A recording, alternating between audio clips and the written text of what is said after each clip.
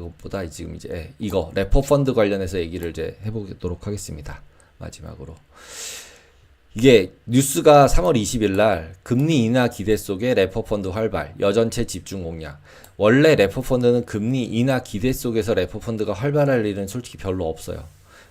원래 레포 펀드는 이렇게 된 거에서 금리 짧은 걸로 해가지고 긴 거기 때문에 돈 받은 거를 가지고서 긴 거 사고 담보 넣고 돌리는 거라서 그 부분은 설명을 드릴게요. 근데 지금 여전체는 이제 뭐 카드채 뭐 이런 여러 가지 이제 그런 채권들을 얘기하니까 그런 채권들을 계속적으로 사주고 있는 거죠.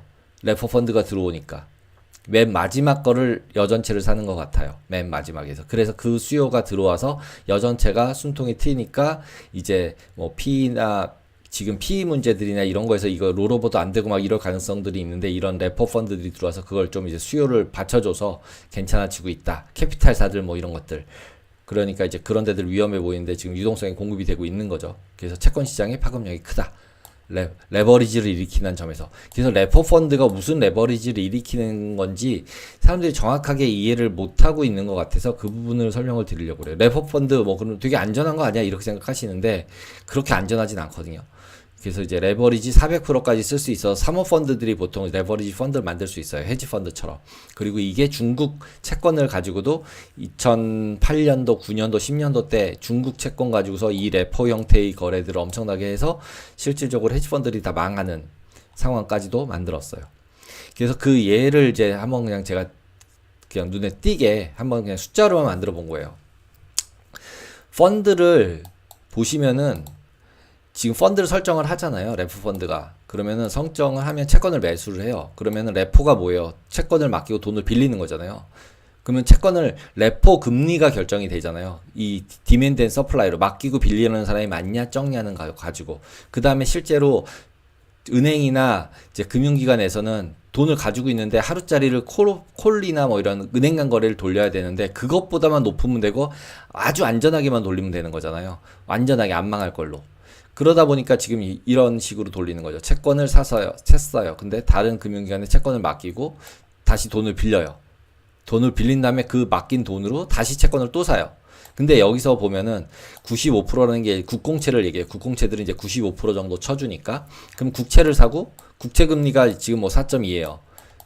근데 예를 들면 4.2에 샀으면 원래 국채 펀드들이다 그러면 4.2입니다 뭐 이러고서 팔 텐데 얘를 갖다가 레포 펀드로 바꾸면은 어떤 식이 되냐면 4.5인데 4.2짜리 하나 사가지고 가만히 있는 게 아니라 4.2짜리를 사서 넣고 그 다음에 레포 금리는 실제로 실세 금리잖아요. 최근에 뭐 5점 몇 뭐 이렇잖아요. 5점 몇 이렇게 돼 있을 거 아니에요. 근데 이걸 차입을 해가지고 돈을 빌려가지고 이 금리보다 레포 금리보다 높은 채권 여전체죠. 아까 앞에 나온 여전체를 매수를 하는 거예요. 그래서 그걸로 돌리는 거예요. 이렇게 다시 사고 이거를. 근데 여전체 같은 경우는 이렇게 담보 비율이 높지가 않아요. 그러니까 보통 여기 맨 마지막 거에 넣고 여기 같은 경우는 이제 예를 들어서 지금 같은 경우는 제가 그래서 아까 전에 이렇게 된 커브일 때 쓰는 건데 지금 같은 경우는 제 생각에 한 2번 정도에서 끊기지 않을까? 이렇게 끝까지 많이 돌리지 못할 것 같아요. 근데 지금 실제로 국채 같은 경우 뭐 예를 들어 금리가 여기가 3.5다 단기 금리가 라고 얘기를 하면 3.5에 레포 금리 받아서 4.2짜리 또 사고 그 4.2짜리 산 거를 또 담보 넣고 채권을 또 빌려서 채권을 또 사고 이렇게 해서 쭉 돌리고 맨 마지막에는 더 이상 안 빌려도 되는 여전체 같은 거 금리 높은 걸 사서 박는 거예요. 그러면은 처음에 4.2짜리인데 이 단기금리와 장기금리 차이만큼을 계속 조금씩 애들을 계속해서 숫자가 계속 올라가요.